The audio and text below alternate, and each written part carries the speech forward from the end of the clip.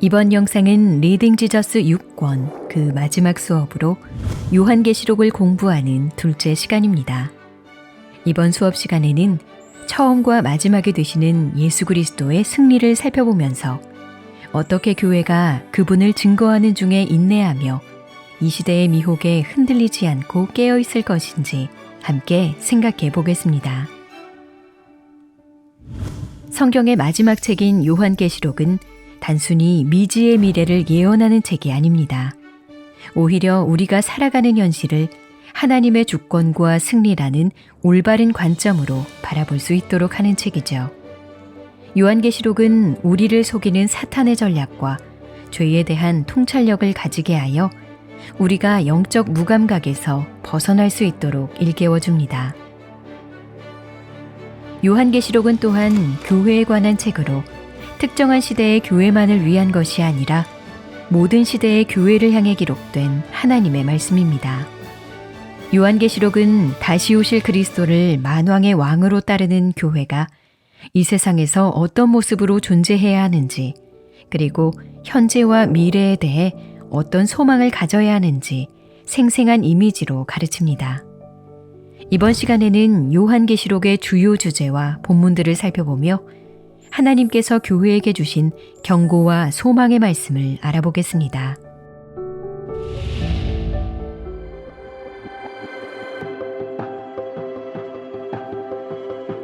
요한계시록은 하나님을 대적하는 사탄이 사용하는 전략을 드러냅니다. 그 전략이란 바로 거짓 모방으로 삼위일체 하나님의 모습을 위조하고 흉내내는 것을 가리킵니다. 예를 들어 요한계시록 12장에서 사탄은 옛 뱀이라고도 불리는 용으로 나타납니다. 이는 창세기 3장에서 아담과 하와를 속였던 뱀과 같은 것으로 온 천하를 꿰고 하나님의 백성을 핍박하는 존재입니다.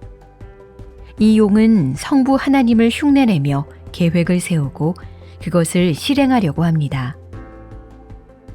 13장에서는 이 용과 꽃 같은 모습을 한 짐승이 바다에서 나옵니다. 다니엘 7장에 등장하는 네 짐승을 합친 것과 같은 모습을 한 이 짐승은 용으로부터 권세를 받고 그의 계획을 실행합니다. 이 짐승은 부활을 거짓으로 모방하며 땅에 있는 많은 자들로부터 경배를 받고 가짜 메시아 행세를 합니다. 이후 또 다른 짐승이 땅에서 올라오는데 이 짐승은 거짓 선지자로 밝혀집니다. 거짓 선지자는 용과 짐승의 대변자로서 이적을 행하여 사람들을 미혹하고 교만하게 자랑하는 말과 하나님을 비방하는 말을 할 뿐 아니라 사람들을 선동해 바다에서 나온 짐승을 예배하도록 이끕니다. 용과 짐승, 거짓 선지자는 각각 성부, 성자, 성령 하나님을 거짓되게 모방한 존재들로 하나님의 모습을 위조하여 사람들을 미혹하는 자로 묘사됩니다. 사탄이 거짓 모방자라는 사실은 우리에게 경고의 메시지를 줍니다.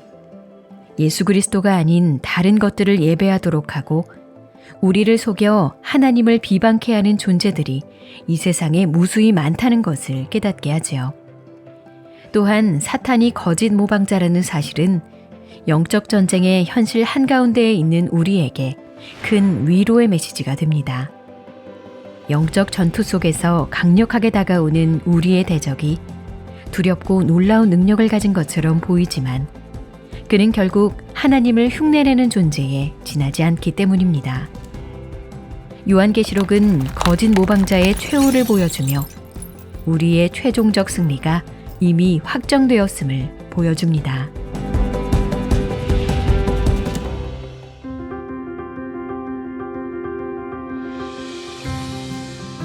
요한계시록 2장과 3장에는 7교회를 향한 편지가 기록되어 있습니다. 에베소, 서머나, 버가모, 두아디라, 사대, 빌라델비아, 라오디게아. 이 7교회는 모든 시대의 교회를 나타내고 대표합니다. 편지를 살펴보면 7교회 중 에베소 교회와 라오디게아 교회가 가장 크게 책망받는 것을 볼 수 있습니다. 에베소 교회는 뛰어난 신학적 지식과 분별력은 갖추고 있었지만 첫사랑이 없었습니다. 여기서 사랑이란 하나님을 향한 사랑은 물론 하나님 사랑이 표현된 이웃사랑도 포함되는 것입니다. 바른 교리는 반드시 사랑과 결합되어 삶의 실천으로 나타나야 하기에 에베소 교회는 회개하라는 경고의 말씀을 듣습니다. 한편 라오디게아 교회는 자신들이 모든 면에서 충분하다고 생각했습니다. 그러나 그들의 게으른 신앙은 미지근한 물과 같이 뱉어낼 수밖에 없는 무가치한 것이라고 책망받습니다. 반면 서머나 교회와 빌라델비아 교회는 칭찬만 받습니다. 두 교회는 그리스도를 따르는 일로 인해 부당한 비방을 받았고 경제적인 어려움에 처해 있었습니다. 이러한 두 교회의 상황은 그리스도인이라고 해서 세상의 모든 어려움이 비켜나는 것이 아니라는 사실을 깨닫게 합니다. 그러나 성도들은 이 어려움을 감당하고 승리할 수 있습니다. 그리스도께서 그들이 믿음과 신실함으로 끝까지 인내하여 생명의 면류관을 얻을 수 있도록 보호해 주시기 때문이죠. 버가모, 두아디라, 사대 교회는 책망과 칭찬을 함께 받습니다. 버가모 교회에는 믿음을 부인하지 않고 순교를 당한 이들이 있는 반면 음행에 탐닉하면서 신앙을 유지할 수 있다고 타협하는 이들도 있었습니다. 두아디라 교회는 에베소 교회와 달리 사랑이 충만했지만 이교도의 우상숭배 문화와 거짓 가르침을 비롯해 교회를 어지럽히는 일을 용인하는 잘못을 범했습니다. 사대 교회는 살아있다는 평판과 다르게 실상은 죽은 교회라고 책망받으며 회개하여 다시 깨어나야 한다는 말씀을 듣습니다. 일곱 교회를 향한 말씀은 우리에게 이 시대의 위험을 경고하는 동시에 그리스도의 왕권과 권능을 상기시켜 줍니다. 그리고 예수 그리스도께서 교회와 성도의 삶에 지대한 관심이 있으시고 교회에는 늘 그분이 계신다는 사실을 깨닫게 합니다.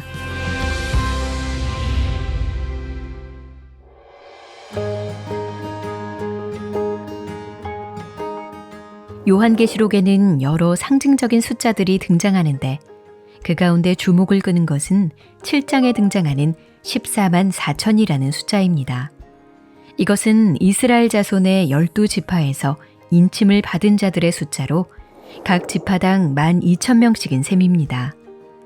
그러나 요한계시록에 나타나는 14만 4천은 실제 이스라엘 자손의 숫자를 의미하는 것은 아닙니다. 이것은 상징적인 의미를 지닌 숫자로 모든 나라에 속한 하나님의 백성들, 즉 새 이스라엘로 지칭되는 교회의 모든 성도들을 가리킵니다. 각 나라와 족속과 백성과 방언에서 아무도 능히 셀 수 없는 큰 무리가 나와 12는 완전함을 뜻하는 상징적인 숫자이며 따라서 14만 4천은 하나님 백성의 충만한 모습을 보여줍니다. 이들은 사탄의 미혹과 위협에 타협하거나 굴복하지 않은 성도들로서 자신들을 끝까지 지키시고 순결케 하신 하나님과 어린 양 앞에 서서 큰 소리로 승리를 노래합니다. 구원하심이 보좌에 앉으신 우리 하나님과 어린 양에게 있도다. 완전하고 충만한 수의 성도들이 장차 구원의 새 노래로 어린 양 그리스도를 경배하게 될 것입니다.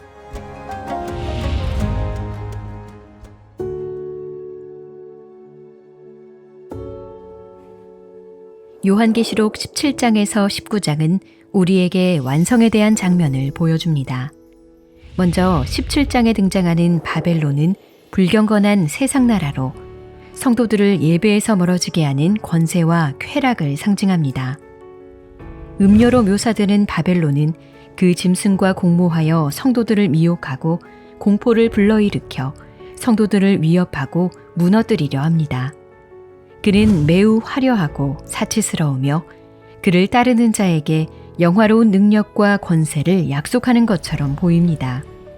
그러나 본문은 바벨론과 그 추종자들이 맞게 될 최후를 밝힙니다. 그들이 어린 양과 더불어 싸우려니와 어린 양은 만주의 주시요 만왕의 왕이심으로 그들을 이기실 터이요 또 그와 함께 있는 자들 곧 부르심을 받고 택하심을 받은 진실한 자들도 이기리로다.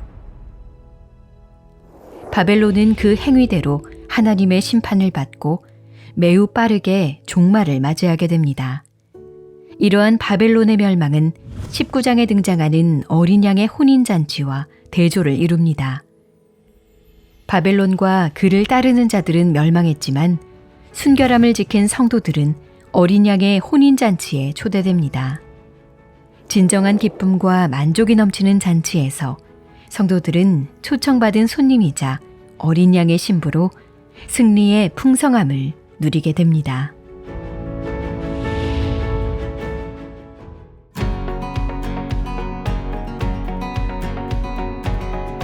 요한계시록의 절정이자 결말은 21장과 22장에 기록된 새 하늘과 새 땅, 그리고 새 예루살렘에 대한 말씀입니다.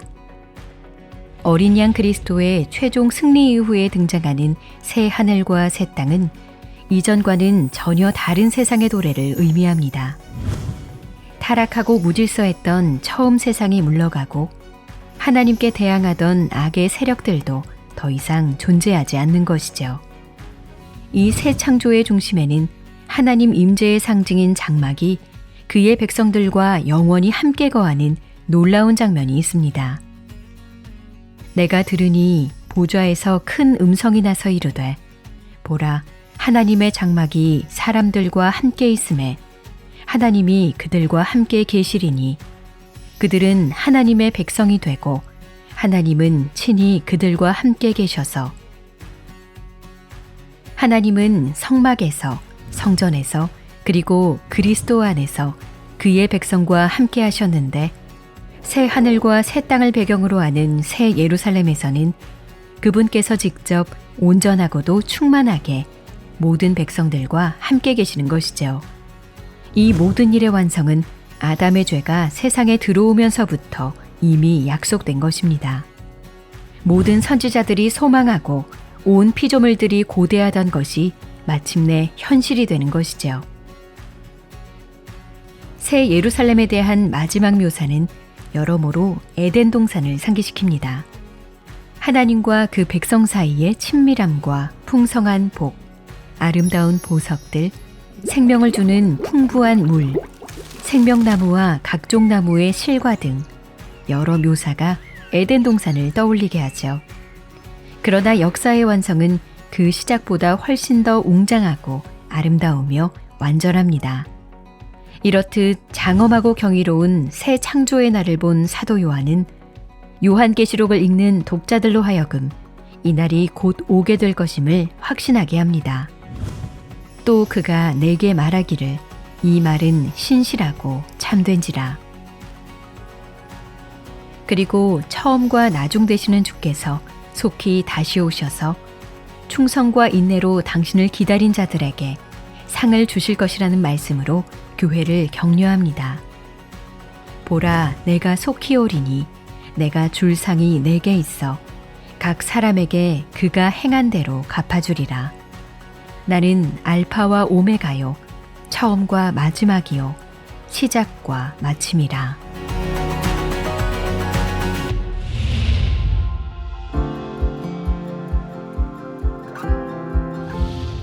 요한계시록은 하나님께서 역사를 완성하시고 승리하실 것을 우리로 하여금 확신케 하는 책입니다. 우리 마음속에 굳게 자리 잡은 확신이 하나님을 흉내내는 거짓 모방자를 따르지 않고 하나님과 어린 양의 아름다움과 영광을 바라볼 수 있게 하는 것입니다. 예수 그리스도는 부활하신 만왕의 왕으로서 그분을 믿는 자들을 교회로 부르시고 끝까지 지키시는 분입니다. 오늘날 교회가 승리하는 것처럼 보이지 않을 때가 있습니다. 그러나 요한계시록의 관점으로 보면 교회는 반드시 승리합니다. 왜냐하면 궁극적으로 예수 그리스도께서 승리하실 것이고 승리하신 그리스도께서 그의 교회를 승리케 하실 것이기 때문입니다. 교회는 끝까지 인내하며 그분을 증거해야 하고 이 시대의 미혹에 흔들리지 않아야 합니다. 그러므로 교회는 예수님께서 내가 진실로 속히 오리라고 말씀하실 때에 사도 요한과 같이 두려움 없이 소망으로 외칠 수 있습니다. 이것들을 증언하신 이가 이르시되 내가 진실로 속히 오리라 하시거늘 아멘 주 예수여 오시옵소서.